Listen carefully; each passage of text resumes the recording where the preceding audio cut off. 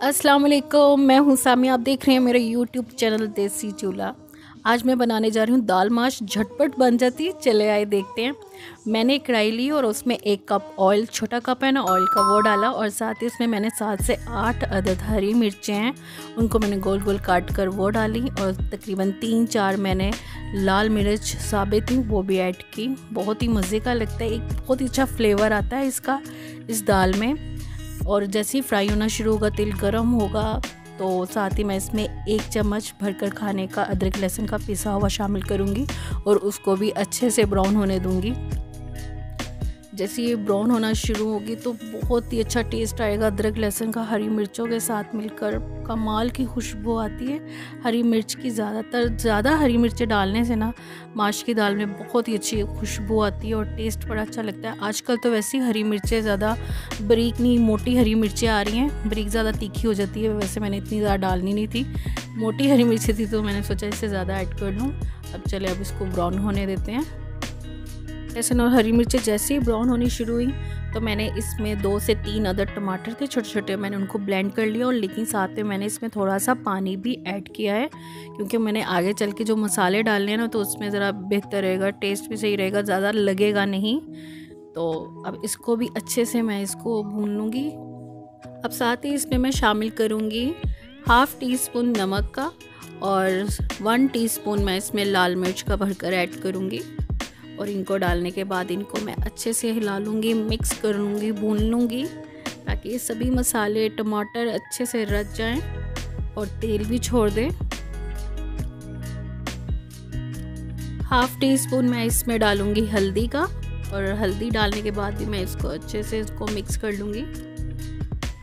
तेल छोड़ दिया है, मसाला मेरा अच्छे से भुन गया, बहुत ही कमाल का लग रहा है और बहुत ही अच्छी खुशबू आ रही थी ज़्यादातर हरी मिर्चों की।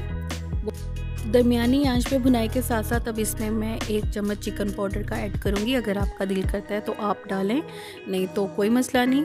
लेकिन अगर आपने एक टेस्ट अच्छा लेना है माश की दाल को तो बहुत ही मज़े का लगता है, इसमें डालिएगा ज़रूर। यहाँ की नोट क्यूब डालेगा, मैंने इसलिए नमक पहले थोड़ा सा कम डाला था, यानी कि ½ टीस्पून डाला था, मैंने ज़्यादा नमक ऐड नहीं किया था।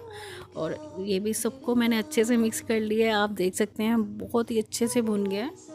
दाल माश को मैंने अच्छे से बॉईल कर लिया था, वो पक्के बिल्कुल बॉईल होकर तैयार है, नरम है। और कोई पानी का इस्तेमाल नहीं होगा इसमें, क्योंकि मैंने दाल को अच्छे से पका लिया था, बॉईल कर लिया था, कोई कसर नहीं छोड़ी थी। और अब इनको भी इसमें डालकर, ½ किलो दाल है जो मैंने इसको डालने के बाद इसको भी अच्छे से अब मिक्स कर लूँगी। दाल ज़्यादा ना खड़ी थी और ना ही ज़्यादा हलवा थी, बहुत अच्छे से सिर्फ दरमियाने पे मैंने इसको बॉईल किया है, क्योंकि मेरे बच्चों को ज़्यादा नरम दाल ये बहुत पसंद है, रायते के साथ वो बहुत शौक़ से खाते हैं। और जैसे ये सब चीज़ों को मैं अच्छे से मिक्स कर लूँगी तो मैं उसमें दही डालूँगी। लेकिन मेरे पास रायता था तो मैंने रायते का इस्तेमाल किया, तकरीबन ½ पाव था, मैंने ½ पाव ही रायता डाला इसमें। अगर आपके पास दही है तो आप दही डालेगा, मेरे पास रायता था तो मैंने रायते का इस्तेमाल करना चाहा, अच्छा लगता है। और साथ ही इसमें मैं 1 टीस्पून काली मिर्च का डालूँगी और साथ ही उसको अच्छे से मिक्स कर लूँगी। दही दाल में अच्छे से मिक्स हो गई और पक भी गई है। और अब मैं इसमें शामिल करूँगी 1 टीस्पून गरम मसाला, घर का पिसा हुआ, बहुत ही अच्छा। किसी दिन आपके साथ इसकी भी रेसिपी शेयर करूँगी कि मैं गरम मसाला अपना कैसे बनाती हूँ। और अब इसको भी अच्छे से मिक्स करने के बाद अब मैं इसको तकरीबन 5-6 मिनट के लिए बिल्कुल लो फ्लेम पे मैं इसको दम दूंगी, ताकि इन सब का टेस्ट अच्छे से इसके खाने में आ जाए। आप ज़रूर बनाएगा। और मैं अब इसको दम देने जा रही हूँ। जैसे ही दम होगा आप देख सकते हैं तेल बिल्कुल छोड़ दिया, दाल पक के बिल्कुल तैयार हो गई है और बहुत ही मज़े की बनी थी। मज़ेदार दाल माश बनकर तैयार है। मेरे चैनल को लाइक भी कीजिएगा, सब्सक्राइब भी कीजिएगा, बेल आइकन बटन है उसको भी ज़रूर दबाएगा ताकि आपको मेरी वीडियो मिलती रहे। मुझे इजाज़त दीजिए, अल्लाह हाफिज़।